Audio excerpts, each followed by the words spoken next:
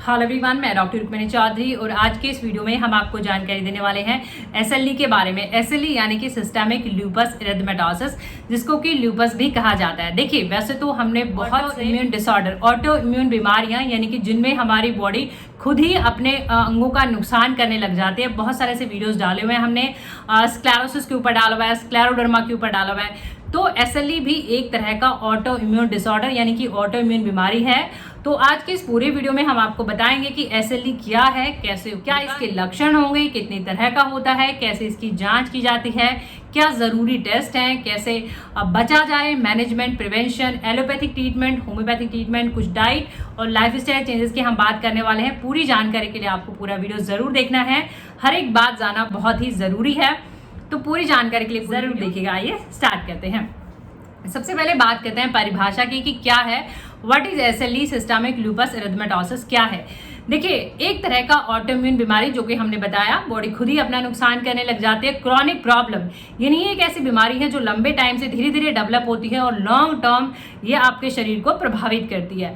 तो एक तरह का जिसमें होता क्या है कि आपकी बॉडी में इन्फ्लामेशन यानी सूजन कर देती है, जो जहाँ पे टिश्यू अफेक्ट होता है। होता क्या है, जब भी कोई एंटीजन हमारा बॉडी में एंटर करता है, कोई भी माइक्रो ऑर्गेनिज्म हो सकता है, बैक्टीरिया, वायरस, किसी भी तरह का फॉरेन माइक्रो ऑर्गेनिज्म, बॉडी उसको नॉर्मल तरीके से, अगर हम नॉर्मल इम्यून सिस्टम की बात करें, उसको किल करके, डिस्ट्रॉय करके उसको खत्म कर देती है। बट ऑटोइम्यून में बॉडी डिफरेंशिएट ही नहीं कर पाती है कि बाहर का अंदर का, बॉडी खुद ही अपने बॉडी की सेल्स का नुकसान करने लग जाती है। इसलिए वहां पे जो है ऑटो एंटीबॉडीज बन जाती हैं और वहां पे एक स्वेलिंग एक जो है मिल सकता है। तो ये परिभाषा के दूसरा, इसकी फेजेस चलती हैं। कई बार ऐसा होता है कि जैसे मान लो माइल्ड, मॉडरेट, हल्के फुल्के आपको लक्षण होते हैं, कई बार बहुत सीवियर भी लक्षण इसमें देखने को मिलते हैं। तो ये चेंज होता रहता है, यानी इंटरमिटेंसी ऑफ सिम्टम्स आ जाता है। अगर ये सिर्फ स्किन को अफेक्ट करता है तो हम इसको जो है क्यूटेनियस लूपस एरिथमेटोसिस कहते हैं, और अगर ये आपके इंटरनल बॉडी, इंटरनल ऑर्गन्स को अफेक्ट करता है तो हम इसको फिर सिस्टेमिक लूपस एरिथमेटोसिस यानी ये पूरी सिस्टम को प्रभावित करता है। कहते हैं आप कॉज की यानी कि कारण की। देखिए, सिस्टेमिक लूपस के अगर हम बात करें, कोई सिंगल कॉज, कोई सादा कारण जो इसके लिए नहीं है। कुछ रिस्क फैक्टर्स हैं जो माने ब्लेम किए जाते हैं। सबसे नंबर 1 पे आता है इसका हेरिडिटी, जेनेटिक्स या फैमिली हिस्ट्री की अगर हम बात करें। देखिए, कोई ऐसा स्पेसिफिक जीन तो नहीं है कि उसकी वजह से ही है, बट हाँ, ये ऐसा एक क्लोज एसोसिएशन देखा गया है कि ऑटो इम्यून जो बीमारियां होती हैं वो आपके क्लोज रिलेशन में कहीं ना कहीं देखी जाती हैं। तो एक ये है।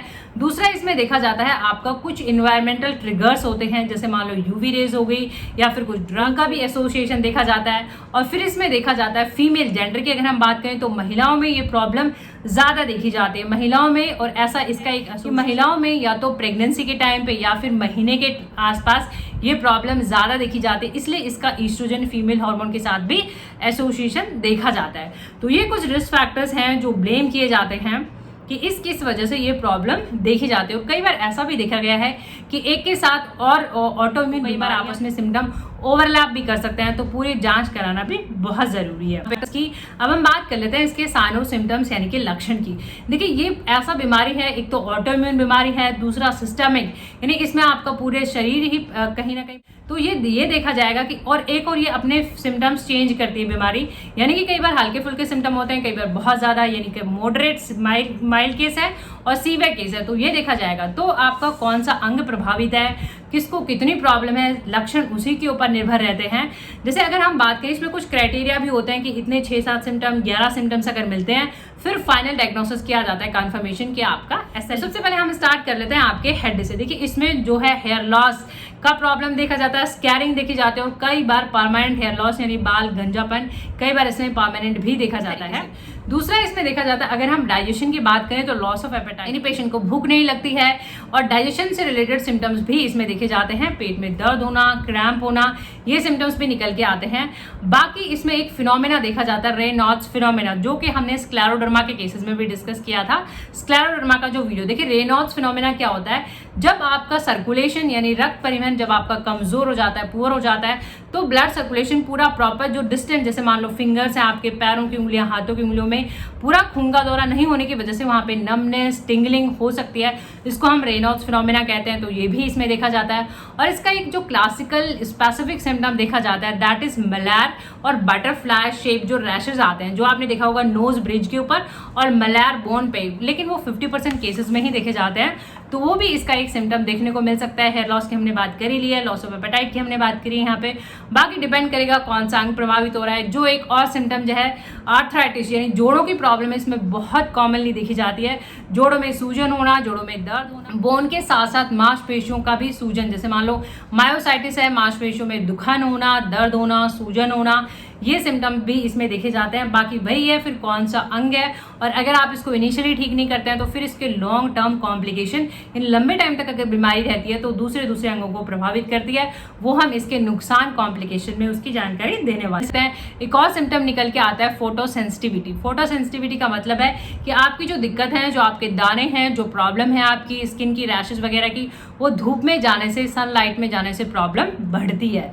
तो ये भी एक सिम्टम निकल के आता है जो है डायग्नोसिस की, कि क्या टेस्ट जरूरी है, क्या टेस्ट रिक्वायर्ड है। देखिए, जैसा इसके लिए कोई एक सिंगल सिम्टम नहीं है, बहुत सारे से सिम्टम्स हैं और बहुत कोई सिंगल कारण भी नहीं है, तो इसके लिए टेस्ट भी फिर बहुत सारे से हैं। और एक और है, ये कोई कंटेजियस नहीं है, क्यों? क्योंकि इसका कोई इन्फेक्शियस एजेंट नहीं है, ये ऑटोइम्यून बीमारी है, तो ये एक दूसरे से फैलती नहीं है, कोई कंटेजियस, कोई इन्फेक्शियस डिजीज नहीं है, ये एक तरह का ऑटोइम्यून बीमारी है। तो डायग्नोसिस की हम बात कर रहे थे। सबसे पहले आपका फिजिकल एग्जामिनेशन, पूरा केस के क्लिनिकल रिप्रेजेंटेशन की, कैसे आपकी सिम्टम है, मलैर बॉन, बटरफ्लाई शेप, आपका जोड़ों का दिक्कत, आपके हेयर लॉस, ये सारे सिम्टम्स कलेक्ट करके क्राइटेरिया पूरा रहता है। सारे सिम्टम्स जो हमने यहाँ पे डिस्कस करे हैं सारे इकट्ठे किए जाते हैं। कुछ जरूरी टेस्ट हैं, बेसिक टेस्ट हैं, जैसे कंप्लीट ब्लड काउंट हो गया आपका, RA फैक्टर भी कर सकते हैं आपका, साथ ही साथ एक देखने के लिए, क्योंकि कई बार ऑटोइम्यून कई बीमारी एक साथ मिल जाती हैं। CBC कंप्लीट ब्लड काउंट हो गया आपका। सिम्टम में कई बार ऐसा भी देखा जाता है कि आपके प्लेट्स भी कम हो जाते हैं, जिसको हम थ्रोम्बोसाइटोपिनिया कहते हैं, और आपकी WBC जिसको हम ल्यूकोपिनिया कहते हैं। तो कई बार ये सिम्टम भी, तो ये टेस्ट कर लेते हैं। CBC कंप्लीट ब्लड काउंट आपका हो गया, और उसके बाद C रिएक्टिव प्रोटीन भी इसमें देखा जाता है। और हमने बात करी थी कि एक तरह का ऑटोइम्यून बीमारी है, तो ऑटो की हम ऑटो एंटीबॉडीज कहते हैं, वो वहां पे हो जाते हैं, तो उनके लिए जो है ANA टेस्ट किया जा सकता है। ये कुछ टेस्ट हैं जो कर सकते हैं। बाकी क्योंकि ये पूरे सिस्टम को अफेक्ट कर रही है, तो आपका kidney function test, liver function test, lung function test, ECG, chest x ray, ये सब भी कर सकते हैं। यानी कि होल बॉडी टेस्ट, पूरी बॉडी के आपके टेस्ट हो सकते हैं, देखने के लिए कि कौन कौन सा अंग प्रभावित है, कितना कितना जो है नुकसान है, कहाँ कहाँ पे स्वेलिंग है, इन्फ्लेमेशन है। तो इस तरीके से कॉम्प्लिकेशन की, कि नुकसान की, लॉन्ग टर्म कॉम्प्लिकेशन जो हमने बात करी थी। देखिए, ये हर एक ऑर्गन को अफेक्ट करी है, यानी इंटरनल ऑर्गन को अफेक्ट करी है, तो कोशिश होनी चाहिए कि जल्दी से जल्दी आप ट्रीटमेंट लें, ताकि प्रॉब्लम और जो है अंगों तक ना जाए। तो और अंगों तक अगर जाती है, तो जैसे मान लो हार्ट पे जाती है, तो इसको पेरिकार्डाइटिस, कई बार हार्ट अटैक के केसेस भी देखे जाते हैं। दूसरा, ब्रेन को अफेक्ट करती है, तो सीजर देखे जा सकते हैं। लंग्स में देखा जाता है प्लूराइटिस, लंग्स की प्रॉब्लम भी इसमें देखी जाती हैं। बाकी डिपेंड करता है, किडनी को अफेक्ट कर देती है, तो नेफ्राइटिस यानी किडनी में सूजन हो जाती है। तो ये है कि अलग अलग ऑर्गन को ये अफेक्ट कर सकती है, तो कोशिश रहनी चाहिए कि इनिशियली ट्रीटमेंट हो जाए। कई बार मेंटल हेल्थ इश्यूज, साइकोसिस, बिहेवियर चेंजेस भी इसमें देखे जाते हैं। तो अब हम बात कर लेते हैं थोड़ा मैनेजमेंट की, प्रिवेंशन की, कि कैसे इस प्रॉब्लम से आप बच सकते हैं। देखिए, प्रॉब्लम ऐसी है कि आपको जो है इनिशियली स्टार्टिंग में दिखाना और विजिट करना, ट्रीटमेंट लेना बहुत ही ज़रूरी है बचने के लिए। और अगर हम बात करें, थोड़ा बहुत आपको एक्टिव रहना, यानी मॉडरेट एक्टिविटी ज़रूरी है, और साथ ही साथ में बैलेंस डाइट, और इसमें ओमेगा 3 फिश ऑयल इसमें सजेस्ट किया जाता है, क्योंकि कहीं ना कहीं वो आपकी जो है इन्फ्लेमेशन, सूजन को कम करता है। तो ऐसा कर सकते हैं। बाकी रिड्यूस, अपने स्ट्रेस को रिड्यूस कर सकते हैं। रेस्ट और स्लीप से थोड़ा देखा गया केसेस में, तो आप प्रॉपर रेस्ट कर सकते हैं। रेस्ट के बाद थोड़े केसेस अच्छे रिस्पॉन्स देते हैं, तो रेस्ट, स्लीप, ये सारा प्रॉपर हो। बाकी केस टू केस जो है आप अपना मैनेजमेंट कर सकते हैं। तो बात करते हैं हम एलोपैथिक मोड ऑफ ट्रीटमेंट की। देखिए, इसका अगर हम बात करें गोल या फिर एम ऑफ ट्रीटमेंट, कि हमारा पर्पस क्या होना चाहिए, तो सबसे एक तो सिम्टोमेटिक रिलीफ इसमें मेन पर्पस है। दूसरा, आपका जो ऑटो इम्यून एक्टिविटी हो रही है, यानी बॉडी खुद ही एक इम्यून रेस्पॉन्स दे रही है, उसको कम करना, उसको डिक्रीज करना, और साथ ही साथ जो स्वेलिंग, इन्फ्लेमेशन है, उसको रिड्यूस करना। ये दो हमारे मेन क्राइटेरिया होने चाहिए। और साथ ही साथ जो दूसरे अंगों को प्रभावित कर रही है, वो उस पर भी कंट्रोल होना, कि दूसरे ऑर्गन में प्रॉब्लम, ये हमारा मेन यहाँ पे फोकस होना चाहिए। तो एलोपैथी की अगर हम बात करें, तो यानी कि एनासिड्स दिए जाते हैं, non steroidal anti inflammatory drugs दिए जाते हैं, और सीवियर क्रिटिकल केसेस में कॉर्टिकोस्टेरॉइड्स भी दिए जा सकते हैं। बाकी डिपेंड करता है कौन सा अंग आपका प्रभावित है, कितना ज़्यादा है। Moving on homeopathic treatment, homeopathy की हम यहाँ पे बात करने वाले हैं। होम्योपैथी की कई मेडिसिन हमने यहाँ पे रखी हुई हैं, वन बाय वन हम यहाँ पे बात करने वाले हैं। बेस्ट इफेक्टिव होम्योपैथी मेडिसिन हमने यहाँ पे रखी हुई है सिम्टोमेटिक बेसिस पे। देखिए होम्योपैथी आप यूज़ कर सकते हैं, होम्योपैथिक आप सिम्टोमेटिक बेसिस पे यूज़ कर सकते हैं, किनको कौन सा अंग प्रभावित है। वैसे बहुत सारी सी मेडिसिन हैं होम्योपैथी में, बट इंडिविजुअल बेसिस पे जो है आप अपना मेडिसिन यूज़ कर सकते हैं। सबसे पहले हमने यहाँ पे फॉस्फोरस रखा हुआ है। देखिए फॉस्फोरस होम्योपैथिक दवा है, आपने सुना होगा, हेयर लॉस के लिए बहुत अच्छा मेडिसिन निकलता है। डिस्कस करा है हेयर लॉस का, यानी बालों का गंजापन, बंचेस में हेयर लॉस, बंचेस में अगर इकट्ठे बाल निकलते हैं और पैचेस से, जिसको कीड़ा लग जाना भी कह देते हैं, पैचेस में बाल निकल जाते हैं, एलोपेशिया एरियाटा भी जिसको हम कहते हैं, तो फॉस्फोरस आप ले सकते हैं। एसएलई के साथ साथ अगर आपको हेयर के स्कैल्प के इश्यूज हैं तो आप फॉस्फोरस लीजिएगा। फॉस्फोरस ये मेडिसिन देखिए कोशिश करें, सबके लिंक जो है आपको डिस्क्रिप्शन बॉक्स में मिल जाएंगे, सभी मेडिसिन के मिल जाएंगे, बट आप अपने सिम्टम के हिसाब से सभी मेडिसिन नहीं, जो सिम्टम ज़्यादा से ज़्यादा आपको नजर आए कि मुझे ये प्रॉब्लम है तो वही मेडिसिन आप खरीदें, उसको थोड़े से लंबे टाइम तक आप खरीदें। और ऑरली यानी कि मुंह में दवा लेना है, 2-2, 3-3 मुंह सुबह दोपहर शाम, खाने से पहले रेगुलरली आपको यूज़ करना है, कम से कम 2-4 हफ्ते। जैसे आपको फर्क पड़ जाए धीरे धीरे 1-2-3, जैसे 3 बार ज़्यादा से ज़्यादा दवा दे सकते हैं, 4 बार भी ले सकते हैं। फिर दवा को फर्क पड़ने पे 3 बार करके, 2 बार करके, 1 बार करके धीरे धीरे दवा बंद कर दें। फिर कोई विड्रॉवल, कोई नुकसान नहीं होता है, इस तरीके से आप कर सकते हैं। उसके बाद हमने यहाँ पे रखा हुआ है, देखिए कोलोसिंथेसिस होम्योपैथी की ऐसी दवा है जो डाइजेशन के लिए बहुत ही अच्छी मानी जाती है। अगर आपको किसी भी वजह से हल्का फुल्का सा आपने खाना लिया और आपको पेट में दर्द होना, क्रैम्प्स, मरोड़े आना, इस तरीके के सिम्टम्स आते हैं, तो बहुत ही कॉलिकी, शार्प पेन होना और आपको झुकने से आराम पड़ना, यानी बेंडिंग फॉरवर्ड रिलीफ, तो कोलोसिंथेसिस बहुत अच्छी मेडिसिन है, आप यूज कर सकते हैं। 2-2, 3-3 मुने सुबह दोपहर शाम, खाने से पहले लगातार यूज करें, 2-4 हफ्ते। अगेन वही है, जितना जल्दी फर्क पड़ जाए दवा उतना जल्दी बंद कर दें, फर्क नहीं होने पे दवा को और थोड़ा लंबा लिया जा सकता है। फिर हमने रखा हुआ है यहाँ पे बेलोडोना। देखिए बेलोडोना भी बहुत अच्छी मेडिसिन है। एसएलडी के साथ साथ अगर आपको कंजेस्टिव हेडेक है, देखिए हेडेक, सर में दर्द होना या कोई भी मेंटल सिम्टम्स भी अगर आपको है, मूड स्विंग्स हैं, बिहेवियर चेंजेस हैं, तो भी बेलोडोना बहुत अच्छा काम करती है। अब बेलोडोना देखिए यहाँ पे 30 पावर लिखा है, 30 या 200 में आप ले सकते हैं, कम से स्टार्ट करें।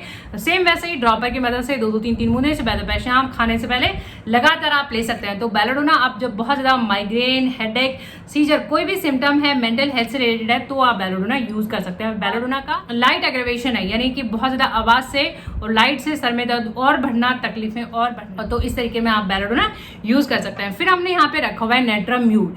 देखिए नेट्राम्यूर होम्योपैथी का दवा बहुत अच्छा है। नेट्राम्यूर स्किन के केसेस में बहुत अच्छा निकलता है। और एक हमने सिम्टम में डिस्कस करा था, फोटो सेंसिटिविटी, यानी अगर आपको धूप से, सनलाइट से प्रॉब्लम बढ़ती है, आपके दाने, इरप्शंस बढ़ जाते हैं, तो नेट्राम्यूर का इंडिकेटिंग गाइडिंग सिम्टम है कि अगर आपको सन एक्सपोजर, फोटो सेंसिटिविटी का प्रॉब्लम है, आपके दाने, इरप्शंस हैं जो धूप में बढ़ रहे हैं, तो फिर आप नेट्राम्यूर लीजिए। सेम वैसे ही 2-2, 3-3 मुने मेडिसिन खाना है, मुंह में ही लेना है, दिन में 2-3 बार खाने से पहले लगातार। और किसी को डायरेक्ट मेडिसिन लेने से प्रॉब्लम है तो थोड़ा सा पानी, 1 चम्मच पानी में 2-4 ड्रॉप्स और फिर ऐड कर लिए, और सेम वैसे ही पानी में, गुनगुने पानी में मिक्स करके भी मेडिसिन आप ले सकते हैं, क्योंकि थोड़ा स्ट्रॉन्ग हो सकता है किसी किसी केसेस में। फिर हमने यहाँ पे रखा हुआ है रस्टॉक्स। देखिए रस्टॉक्स एक ऐसा मेडिसिन आपने सुना होगा, हर तरह की रस्टॉक्स की क्रीम भी आती है। रस्टॉक्स जो है जोड़ों के लिए, मांसपेशियों के लिए, हड्डियों के लिए, जोड़ों में इवन गठिया बाई के लिए, rheumatoid, ligament injury, tendon injury, कोई भी खिसक जाना, किसी भी तरीके का इंजरी अगर है, मस्कुलर कनेक्टिव टिश्यू इंजरी, कोई भी डिसऑर्डर है, तो रस्टॉक्स बहुत अच्छा मेडिसिन निकलता है। तो रस्टॉक्स स्वेलिंग में, इन्फ्लामेशन को रिड्यूस करने में, कम करने में बहुत अच्छे से काम करता है। तो रस्टॉक्स आप ले सकते हैं। अगर आर्थराइटिस का प्रॉब्लम है, यानी जोड़ आपके अफेक्टेड हैं, तो जो है आप रस्टॉक्स ले सकते हैं। रस्टॉक्स लीजिएगा, 2-2, 3-3 मुने सुबह दोपहर शाम, खाने से पहले रेगुलरली लेना है। होम्योपैथिक मेडिसिन कम से कम 2-4 हफ्ते लेना है। किसी को नहीं फर्क पड़ता तो थोड़ा और लंबा ले सकते हैं, किसी को जल्दी फर्क पड़ जाए तो जल्दी भी बंद कर सकते हैं। और इन सभी दवाओं के लिंक डिस्क्रिप्शन बॉक्स में नीचे दिए हुए हैं। वीडियो इन्फॉर्मेटिव लगे तो प्लीज लाइक और शेयर जरूर करें, चैनल को सब्सक्राइब करें, बेल आइकन घंटी जरूर दबाएं अपडेटेड रहने के लिए। होपफुली ये वीडियोस आपकी मदद कर सकें। वीडियो के स्क्रीन पे भी हमने वीडियोस डाले हुए हैं, ज्यादा जानकारी के लिए आप उन पे भी क्लिक कर सकते हैं। Thank you for watching, thank you so much.